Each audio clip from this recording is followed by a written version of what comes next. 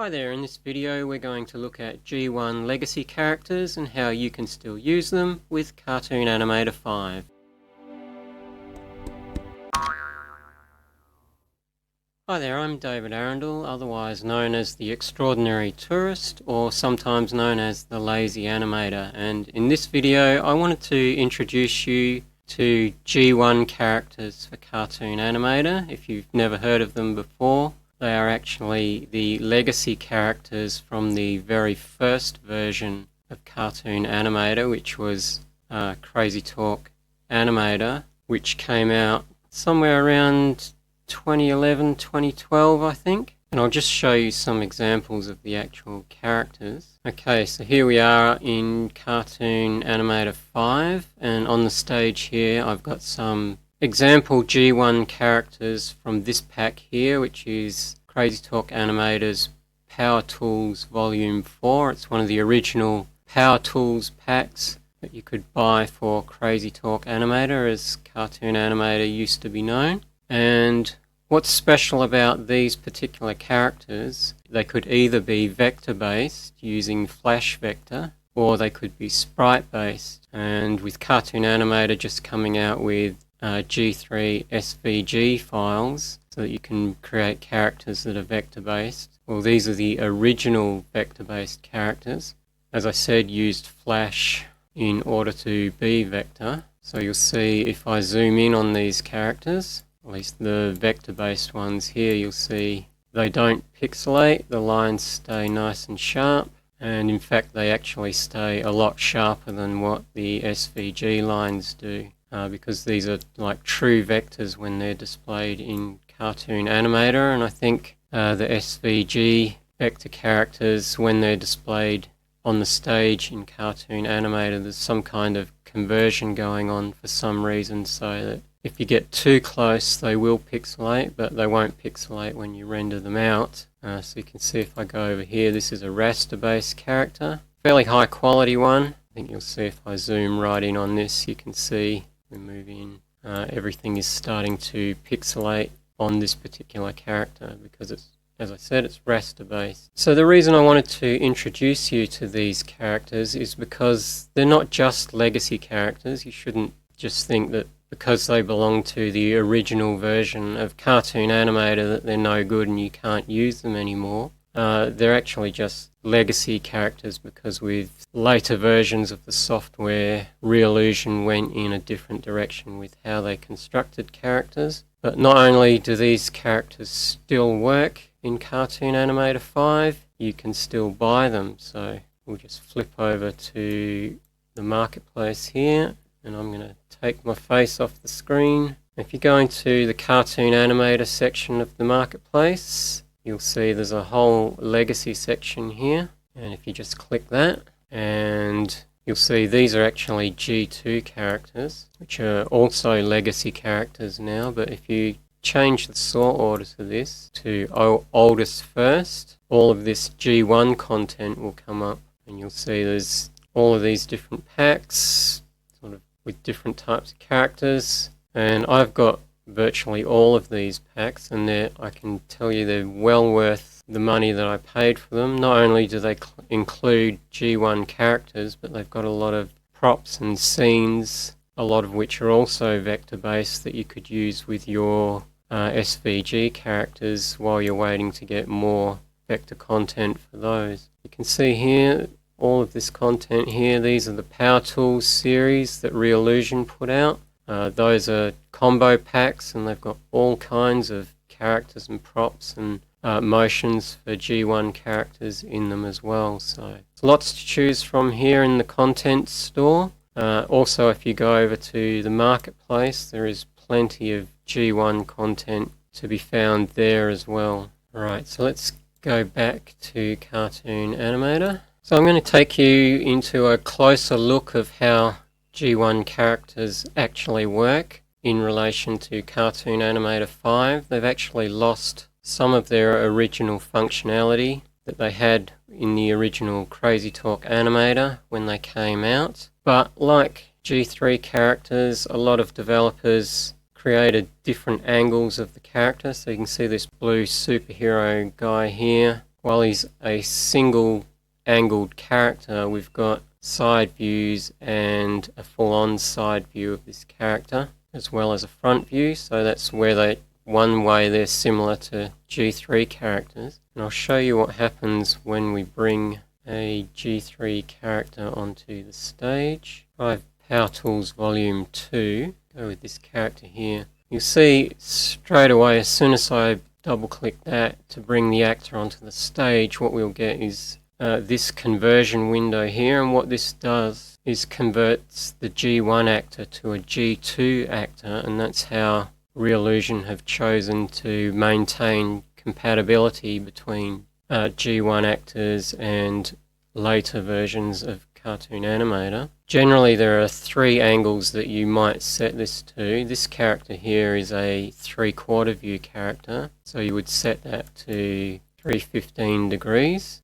If it was a front-facing character, you would set it to 0 degrees, and if it was a full side-facing character, you would set it to 270 degrees. But this character is a 315 degrees character, so you just select that and click OK, and there she is on the stage. And you'll notice a lot of G1 characters have this placeholder head on them with a question mark, and that was because back in the day, Reallusion used to promote the fact that modifying the heads on their characters, or even turning your own head into a cartoon character using the morph-based feature, was something that was really easy to do with Cartoon Animator. So that's why you see so much of this in the early Power Tools packs. The question you're possibly asking is, can you create and modify G1 characters? And the answer is both yes and no. You cannot create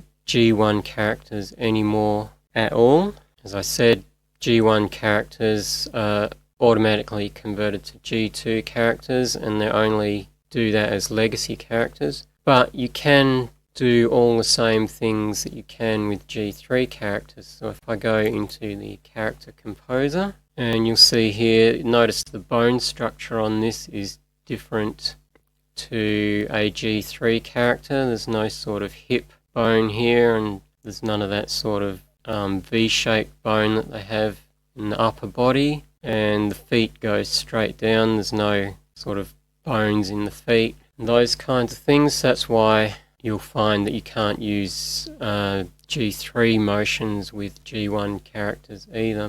But once you're in here, you can go through all the packs and use G1 features to modify them. So if I wanted to give this character a different head, and I'm going to go into Power Tools Volume 1 because I believe there's some heads in that. But there's also something else I want to show you. If I go into Power Tools Volume 1, which is a G1 combo pack, and select the heads icon up here, you'll see that there are no heads under these buttons here, but there are plenty of features for the face and what have you here. However, this pack does contain face shapes and heads, but for whatever reason, Cartoon Animator doesn't recognize them. So whenever you buy any of these early packs that came out before Cartoon Animator 5, always select the All tab in here, and that will show you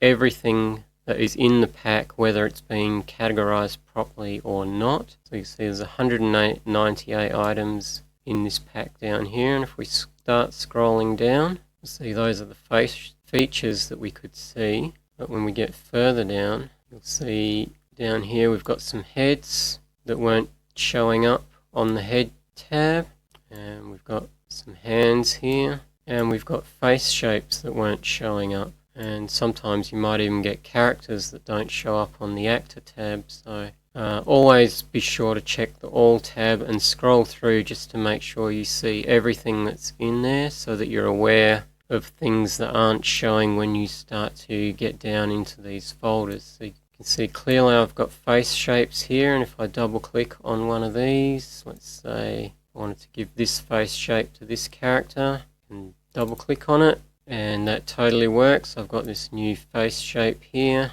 that I can put on the character. But you'll see if I go to the head tab, there are no face shape available and they don't show up if I scroll through. So that's one thing to look out for with any of your packs. So what I'm going to do is just quickly demonstrate how easy it is to customize the faces on here. You can't do too much with the outfits. Get down to these faces, and I'm going to put this head on the character here. I think quite goes well with the type of character this is. But I don't really like the eyes on that, so I can go to the eye tab, and I quite like these eyes. Look a little less creepy, so just double click. And there we go, we've got new eyes. I don't like that ear, so I can go through onto the ear tab. I think I like this ear better. It's a little too elven-y for me, and that's a little bit on the big side. So I'm going to shrink that ear down, move the ear down a bit here. So there we go, like you can do all the same sort of modifications as you can G3 characters, but just be aware you can't mix and match G1 characters with like G2 character features or G3 character features. You can only use G1 character features with G1 characters, obviously. And if you do actually attempt to use a G2 or G3 feature on a G1 character, the software will usually tell you that you can't mix and match those features. However, with props and accessories, so if I get out of here and just go into my items stuff and go into, say, accessories, let's see what we can find. See if we can add some glasses onto her. These are from G3 characters, I believe. We'll see if it'll let us do that. That's huge. But as you can see, with accessories and props, you can add those to your G1 characters and they'll be perfectly fine. So that's adding accessories and props, and you don't have a layer manager when you're editing G1 characters. All you really have is these buttons up here for adjusting layers, and you'll see them up here. You've got face depth and face preview as well. So we've got send to front, send to back, move to top, move to bottom. And I think I said you can't export any of this character out to your graphics editor to do any editing on it. That wasn't even possible back in the day when Cartoon Animator first came out. You had to rely on a little bit on buying characters, but you could replace sprites. So if I go into the sprite editor, you can see here that works pretty much the same. It's a little bit different because this is the G2 sprite editor. But yes, you can add and replace sprites through this way. I don't think you could add SVG sprites through here, but you can add Flash-based sprites, so that's .swf sprites through this way. And you can add, I believe, raster-based sprites too. The render styles tool will also work in a limited way on just the vector-based characters. You'll see here if I take off show outline, some of the outlines will disappear. This is a render style is actually a G2 character function, so these particular characters were not designed to work with this, which is why all of the outlines don't disappear, because this hasn't been designed to have the outlines work with this. But the thin and thick sort of thing will affect those outlines that do work, and you can adjust these different profiles. Not seeing a lot of difference between those three there, but you can also use these sliders as well, I believe, or perhaps not. Some characters it'll work with, others it won't. And we've also got the actor proportions tool here. And what this does for G1 and I think G2 characters as well is a fast way to adjust the bone proportions to get these particular style of characters. So we've got the default. If we want to make more of a bobblehead style character, we can click this one. You'll see we get this giant head and small body with just one click. Want to make it tall and skinny, one click again. Hobbit, we'll make her more muscular, or if we want to make her wider at the bottom. And you'll see also we've got this weight tool here, which is how much of this effect do you want to have happen. If we take that down to say 50%, if we don't want quite that extreme an airhead character or bobblehead character. We can certainly adjust that. I'll put it back to the default for now. And a couple of other things that you may want to do.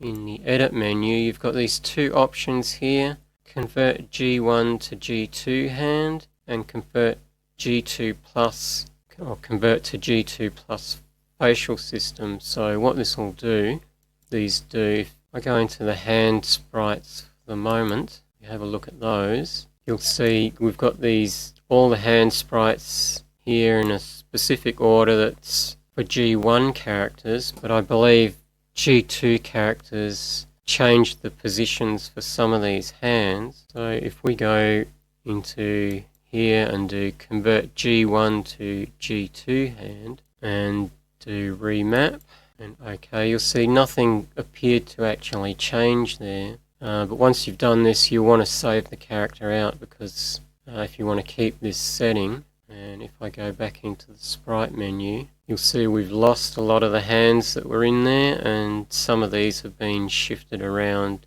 to match the hand configuration for G2 characters, so that when you apply any G2 motions to this character, the hand movements will actually match up with the character. Now, it's debatable as to whether you want to do this, but I'm just showing it to you in case you're wondering why the hands go all weird when you use G2 motions, because you haven't converted the hands specifically to work with G2 motions. And the face, converting the face to a G2 plus face, you'll see at the moment this particular button here, which is the G2 plus facial setup, is not active, and that's because this is a G1 character. And it does have a reasonably good expressive face if you use all the different templates and stuff. But if we go into the edit menu and convert it to the G2 plus facial system, and we can either remove sprites that aren't used, or we can convert them to extra sprites. I would recommend leaving that as converting them to extra sprites, but we'll go apply. And again, it looks like nothing actually happened, but you'll see now this button is now active, and what's actually happened is if I open this editor, and you'll see this character's features now make use of these deforms and transform tools to get more expression out of the various features. So I'll move to something that we can see, like maybe we'll go not to the eyeball, go to the eye, and you'll see if I change the different deform expressions. Oops, not doing a whole lot here. It's interesting. The transforms. It's interesting. For some characters this seems to work, and for some characters it doesn't seem to have a whole lot of effect. I found this on some characters. It's not having much of an effect on here. So it's debatable as to whether you want to do this. If it works on the character, then it's a good idea. If it's like this particular character, it doesn't appear to be doing anything, so whether you want to do it or not is worthwhile. Whether it's worthwhile or not, it's up to you. But that's what that does. These characters are pretty expressive just with the templates and stuff anyway, so I don't think it's that big a deal to use it. But just to be aware that it's there, and it's something else that you can do. So let's go back to the stage and we'll have a look at actually animating these characters. Right, so I'm just going to go over what's the same with animating G1 characters compared to G3 characters, and I'm not going to go into these in any great detail. If you're familiar with how to animate G3 characters, you'll be able to do it, use these particular editors exactly the same. So the first one, we've got the layer editor, that is this one. For G1 characters, it looks different, but it works basically the same. You just select the limb that you want to adjust, and you've got these 4 items here: send to front, send to back, move to top, move to bottom. So if I want this arm to be in the front, I can just do send to front, to actually click on what we want it to send in front of on the image up here, and you'll see there the arm's now in front. If I click on the arm, go move to bottom, see it just goes straight to the bottom. The list here will show any accessories that are on the character. So if I select this character, you'll see now I've got the glasses accessory in the list, and I can send those to the back of things as well. So if I wanted to send it to the back of her head, that's how you would do that there. I want to bring them back to the front. There we go there. So that's how the layer editor works. You've got this release button that will restore everything. The next one is the face key editor. So I might use this character for this one. Open up the face key editor, and this is pretty much the same. Got the gizmo here. All of these work the same if you want the eyeballs to move around and these sorts of things happening. So that all works the same. You've got the templates, and possibly not getting as much expression in the eyes on her. Could be because I did that conversion thing, I'm not sure. We've got transforms, works the same. So say if you want to transform a body part. And as with everything else, deforms don't seem to work. I'm not sure why, but we can reset everything back to how it was with the reset button. So that's pretty much all the same anyway. And then we've got the face puppet. Before I do that, I'm going to get rid of her glasses. So if we get the face puppet editor, that pretty much works the same as well. You can select the different profiles, preview, hit the space bar, and now you can move things around, make a blink, and do all those kinds of things. It's exactly the same as G3 characters pretty much. And of course we've got the sprite editor, which I'll click on her and open that up. That's pretty much the same. You'll see we've got the limited hands here, just like we had for her. If I select her hands, and face works the same. You've got the different mouth sprites and eye sprites. Have you hit the release button, everything will pretty much go back. Custom angle is for G2 characters when you want to use something from one of the other angles on this angle. Doesn't really apply to single angle characters, but there you go. That's the sprite editor and how it works. So now we'll get into what's different, starting with the 2D motion key editor, which is this one. And I'm going to switch to this character, and you'll see the pose editor here is completely different. I don't really find this all that useful because you've got these gizmos that operate on the entire limb, and I find it very difficult to actually do the poses. But how it works is you've got the inner ring here, and if you click and drag on that, you can move just the shoulder, and you'll see the upper body is moving a little bit. Or if you use the outer ring, you'll see the whole arm is moving, but the elbow and the wrist is moving as well. If I change to the other one, the whole wrist and arm moves. And if we switch to the legs, see we can use the outer ring and the whole leg moves, or the inner gizmo and we're just moving the foot. And we've got the waist, so you can rotate the outer gizmo and the head and neck will be moving, or we can move just the waist.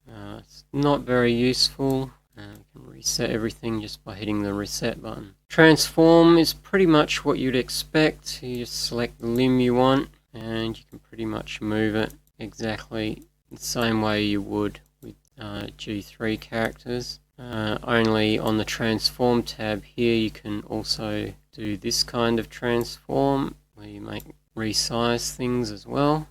And that would be how you would do deforms. If I reset this and go to the deform tab, this is supposedly how to deform the sprites, but as you'll see here, it's not working on this particular character. So this particular section is pretty much useless with regards to deforming. But I'll reset all for that. But otherwise it works the same. Transform is what you would use, and every time you move one of these limbs you're setting a keyframe down in the timeline. The next editor is unique to G1 and G2 characters, and it's the body puppet editor. You'll get this particular warning box here because you have to, this only works on 315 degree or 0 degree characters, not I believe 270 degree characters. You'll get some odd looking things happening with those, but it pretty much works similar to the face preview. Up in the top here you've got different motions that operate as a base motion, and then you've got motion profiles. So you see I've got idle here, and we've got half normal. These are like template motions, similar to your face templates. If I change to a mood, you'll see we get templates for different moods. Movements, we've got walks, swim, talk movements. And you'll see we've got these profiles here. Depending on what you have installed, different profiles will show up. So I've got Motion Library 1 installed, which has all of these different motions for G1 characters. The other option that you can select though, rather than installed motion library, is body parts. And you'll see this all changes, and you can now just puppet separate body parts. So I select the arms, and so I want an arm to do this circle motion. We'll just select that and select the arms. So you can also make masks, so if you don't want like both arms to move, let's say if I preview this with my circle motion, hit space, there we go. You can tell it's been a while since I've used this because we're actually on slider control. So what's happening there is when I preview and I go space, you see the arm is just moving all by itself. That's because these sliders here are controlling the motion. We can adjust these as it's previewing. If we want to change that motion, we want to speed it up, we want to slow it down, turn it off completely. Do exaggerated motion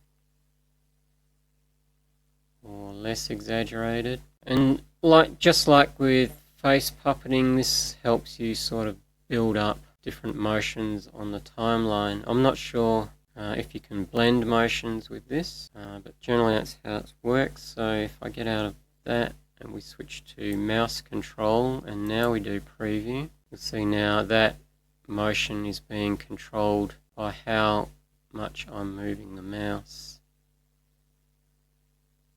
And if you want to use template motions, so if we want to have her cheering, do it in slider control first and preview that. You can see she's just jumping around. We can slow that or reduce the exaggeration, reduce the speed. We can stop her swaying, raise her up and down a bit. So we've got all these things we can do, and if that was what we wanted, we would press record, and then that would record onto the timeline. But anyway, definitely experiment with this. Just be aware you have this available with your G1 and G2 characters, and it's quite good for building up custom motions for your characters, because these characters, just like G3 characters, you can generate an action menu with clips, or you can save the motions and stuff out and apply them to the characters that way. So the last animation thing that we're going to look at is the 3D motion editor. Now G1 characters were not designed to work with 3D motions at all. And if you're going to use 3D motions, you want to use motions that match the angle of the character. I'm going to turn this to 315 degrees, and you'll see the character turning there, and you'll see if I keep going on here, everything goes quite awkward. We want to leave that on 0. You can key body parts or the full body. You can lock the feet down here, do mirroring parts. So if I select mirror, and you'll see we've got, in this window, we've got little gizmos here that let you move things in 3D. We've got the move and we've got the rotate gizmos. Generally, you don't want to use the forward and backwards on the Z plane too much. See, I've got mirroring set on, and that's moving the arms. You'll see how this is being affected by perspective and stuff. See how the forearms are shrinking because of perspective. All of this works. You just have to be aware of that these characters can be extremely limited by the fact that they don't have enough sprites to do 3D motions. You can actually apply G2 motions to these. You can't apply G3 motions to them, but a lot of the Power Tools packs in the Content Store and Marketplace come with G1 motions that you'll find in the Smart Library Manager when you purchase them. But the other thing I wanted to show you is that these characters work with a setting called Affected by 3D Motion. So if we bring that out and do perspective, I'm not sure, sprite replacement probably wouldn't work because they don't have the sprites to do that. Layer order might work, but because you can't really turn the characters too much, you might find that problematic.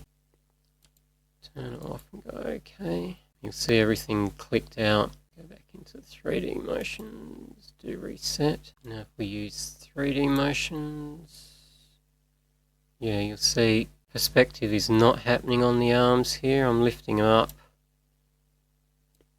and lifting them forward. We reset that, and then we do affected by 3D motion. Perspective strength, go OK. Now 3D motions will work more effectively with this character. So you see when I raise the arms up,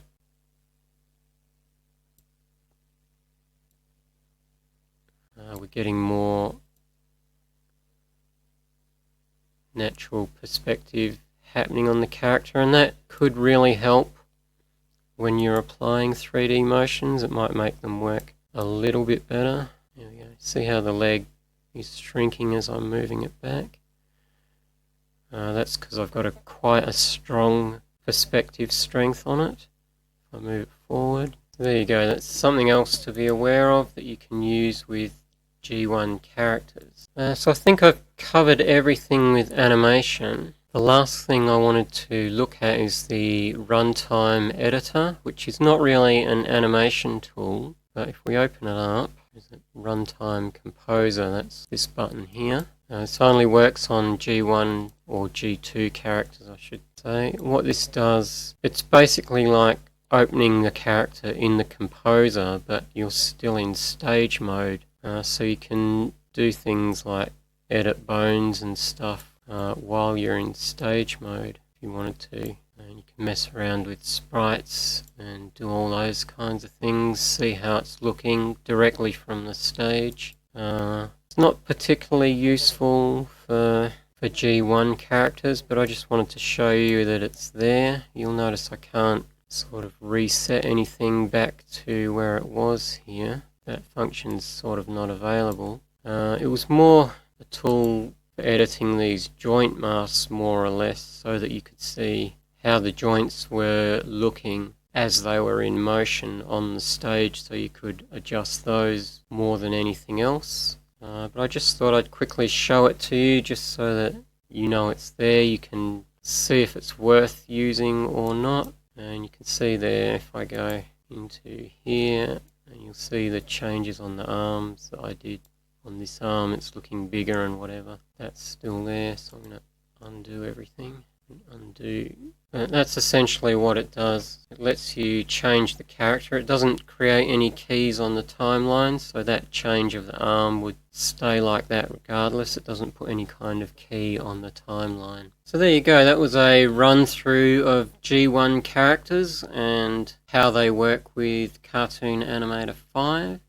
They're not just legacy characters to be sort of forgotten and left in the past. You can still buy them, as I showed you, and there are a lot of really good characters in the legacy character section of the content store and in the marketplace. As I said, they're the original vector-based characters, so they're resolution independent, and a lot of the packs also come with vector-based props, vehicles, all kinds of things. There's a lot of really good stuff in there that still works with Cartoon Animator 5 that makes the packs worth buying, even if you don't think that you're going to use the characters themselves. But I really like them. I think they're really worth considering. A lot of the characters came out back when Saturday morning cartoon style with the outlines and what have you were really popular. So if you like that style, it's worth browsing through the characters. So I'm going to leave this video there. I hope you found that interesting and informative, and will give you pause to consider using G1 characters in a future project. So that's it for now. I'll see you in the next one. See you later.